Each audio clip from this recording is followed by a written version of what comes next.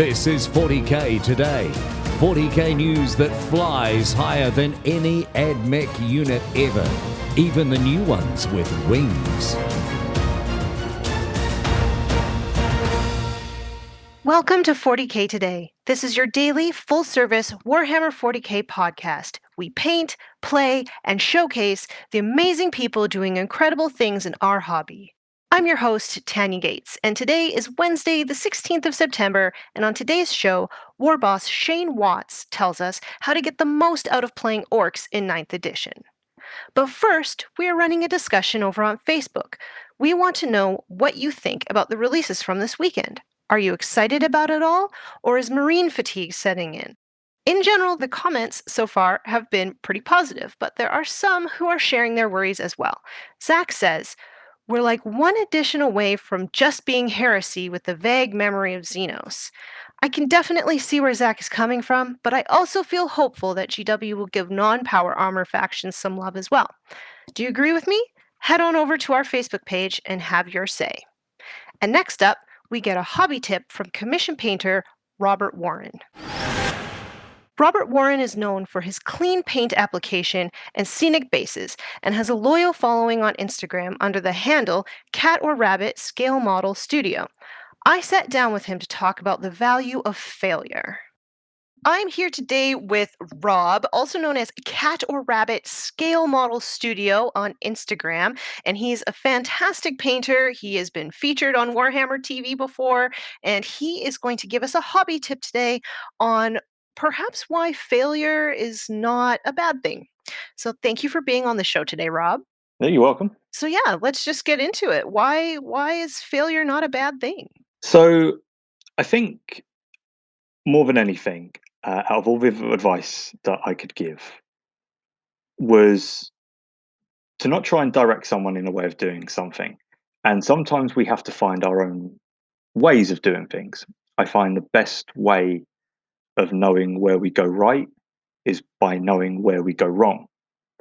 I think sometimes we get so concerned with competing with what we think is a standard that we're trying to chase that we sometimes forget to really enjoy and learn on our own. I think That makes total sense. Yeah. yeah, I kind of feel that sometimes we take things to heart rather than looking at it as a really constructive way of learning. We all get things wrong. It's how we've got to this point in our lives. From the minute you start walking to picking up that child's building block to see if it could go in your mouth, to see what it smells like. The smell of anything, I can't fit it in there, so I'm going to put it down. You've learned something. Yeah. Just like with anything we do, whether it's building, painting, playing, I'm an awful player. And I when I first started, like my friends, have been in it for a long time. I don't know the strength versus toughness thing. I have trouble with it. I forget rules and abilities on constant, occasions. But by failing, I've now developed my own way of playing. Same with building. I'm not so keen on the building things because sub-assemblies, they take a while to come together. I found how to do it in little bits to keep me engaged. Same with painting. I've tried things, schemes, colors, combinations, techniques that maybe aren't for me. But the only way I know that and know where my strengths lie to, I guess, find my own style and rhythm is through my failures. And I think sometimes we really put pressure on ourselves to just achieve from the word go, but we don't always step back to look at go. So what is your take on tutorials then? Because I know that you've created a few here and there, but what is your take on them? So I only do tutorials when I can't answer as many people that are asking for the tutorial. If a large volume say how do you do this? I had it for nearly a year, my Mars bases. I didn't have a definite method down because you can't tell people I just do what I do because you're not me. And this is why I'm always really self-aware when I do tutorials to put it down as how I do things. There is no right or wrong way to do anything. And I would rather someone take my method, it not work for them, and change it. In actual fact, one of my friends on there, SJ Deru. She is not only a fantastic painter, she's a really, really nice person. Check out her work. She'll always ask about my ways of doing things, but what she'll do is she'll change it to suit her. I don't ever feel that I haven't done it right because you should be using my method.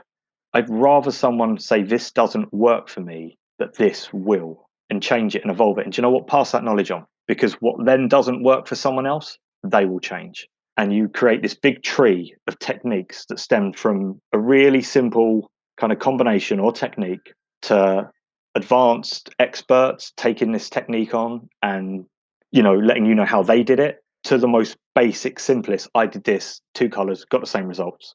It's a really beautiful thing sometimes, failure.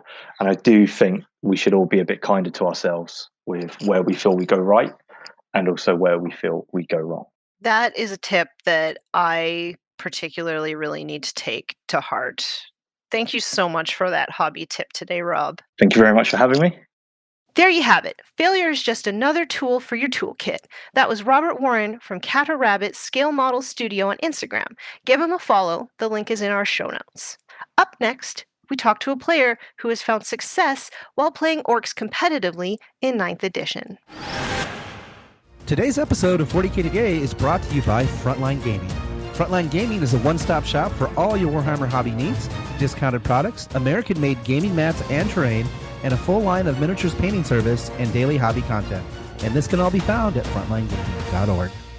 And we are back. In a time when power armor seems to reign supreme, how do other factions stack up? Our very own Peter the Falcon, yes, you heard that right, spoke to Shane Watts about his success with Orks in the new edition. Hey everyone, it's your bird, the Falcon, here to bring you the hot eats and cool treats from the world of Warhammer. We have a special guest for you today, the bold, the beautiful, Shane, taking my shot, Watts. How you doing today, Shane? Pretty good, Peter. How you doing? I'm living the dream as always. So, for any of you that are not aware, Shane is a member of the U.S. Army esports team.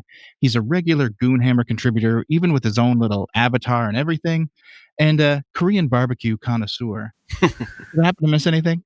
No, it seems like you hit the high points. So, the reason I wanted to bring you on the show today is I wanted to talk a bit about your new-fashioned faction project, Orks. So, prior to 9th, you were perhaps most well known for your Custodes play and a few meme-worthy Carib-Combe Raven Guard lists. But you've decided to drop the giant sneaky dreadnought and that shiny Oramite for a mob of boys. Why the sudden move? Well, I think that it was generally agreed that Orks were bottom tier, and I didn't necessarily agree with that. So I wanted to prove it by, doing it.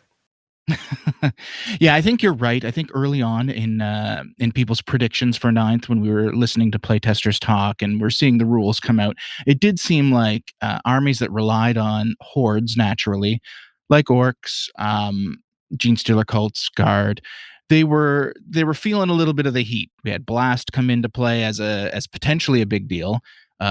New coherency rules really kind of screwed up a lot of the chain concepts people had for strategies to play. It just didn't look like it was going to be a very strong horde meta until we started to see the missions. So you've kind of concocted a pretty interesting orc list. You brought it over to Fredericksburg for the YHP Labor Day GT just the other weekend, and you took second place, only narrowly losing to the eventual winner. And what I would say was a bit of a nail biter. Can you kind of go over your list for a quick second with me? Sure. So it's a single battalion of Goth boys, led by Gaz. No surprise. Yeah. Then my actual warlord is a Big Mech and Mega Armor with a KFF, Custom Mega Blasta, and Power Claw. I give him the warlord trait that basically makes him a war boss, which is called Follow Me Lads, and the cleverest boss upgrade. So he's basically a Mega Armor war boss that you can't normally do anymore, but also has a KFF. For that great 5+ invulnerable save to everything around him. Yep. Everything within 9 inches, or wholly within 9. It matters. Yeah. And then the obligatory Pain Boy and Weird Boy, which, obviously Pain Boy you need in any sort of Horde Boys list, and the Weird Boy, well, that's understated. Yeah. It's 115 boys, which is broken down to 4 squads. Effectively, 3 of them, the Knob has double kill saws. The 4th squad, just a big choppa because points. Mm-hmm. 2 squads of 5-man commandos, 2 squads of 3 Mega Knobs, and 2 trucks as rides for those Mega Knobs that are rocking double kill saws. So how does this list play in reality? You've got a lot of boys. I'm assuming you're jumping on objectives as best you can. Your weird boy's doing his psyker thing. Gaz is kind of running up the middle, being a big old scary dude with all his auras and just the fact that he can only take 4 wounds, essentially, well, probably about 8 wounds a turn against most armies. So he's hard to move. What are you doing with this list? So, I mean, obviously flooding the field with this horde of orcs is the main priority because holding objectives is big. The trucks with the Mega Knobs basically offer a second flank to like counterpoint Gaz, where a lot of times I kind of have Gaz going up one flank, with the Mega Knobs going up the other. Mm-hmm. The Commandos are probably like one of the better units in the list because they do secondaries real well. They do deploy scramblers really easily, and they're really good for like engaging all fronts. Yeah, they just kind of advance, move up the field, take it, and if I do manage to get into punchy range, I punch real well. I mean, that's what orcs do. They love their crumping. So, going into 9th, as I said, we felt hordes were in a bad place.